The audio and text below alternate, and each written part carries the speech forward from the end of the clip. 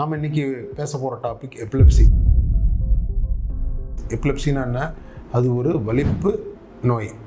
சீஷர் அதாவது ஃபிட்ஸ் அப்படின்னா வெறும் வலிப்பு, அதுவே அடிக்கடி வரும்பொழுது வலிப்பு நோயாக மாறுது.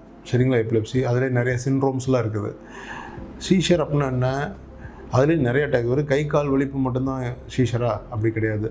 காக்கா வலிப்புன்னு நம்ம ஊர் சொல்கிறாங்க. அது கால் கை இழுப்பு தான் நாளடைவில் மாறி காக்கா வலிப்புன்னு மாறிடுச்சு. ஸோ கை கால் இழுத்தா மட்டும்தான் வலிப்புன்னு கிடையாது. அதுலேயே நிறைய டைப்ஸ் இருக்குது. திடீர்னு தொப்புன்னு போய் விழுவாங்க. நார்மலாக இருப்போம், தொப்புன்னு விழுவாங்க. அது பேர் ஏட்டோனிக் சீஷர்னு சொல்லுவாங்க.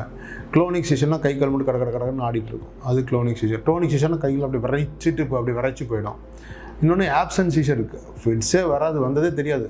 அப்படியே பையன் நின்றுருப்பான், அப்படியே சடனாக அப்படியே ஸ்டக் ஆன மாதிரி அப்படியே பார்ப்பான். இது பேர் ஆப்சன்ட் சீஷர். குழந்தைங்களுக்கு நிறையா காமனாக வரக்கூடியது. ஸோ இந்த மாதிரி சீஷரில் நிறையா டைப் இருக்குது. ஸோ இந்த டைப்ஸை பற்றி நம்ம தெரிஞ்சுக்கிட்டாலே ஃபிட்ஸ் அதை பற்றி நம்ம ஒரு முன்னெச்சரிக்கையாக இருக்கலாம். நன்றி.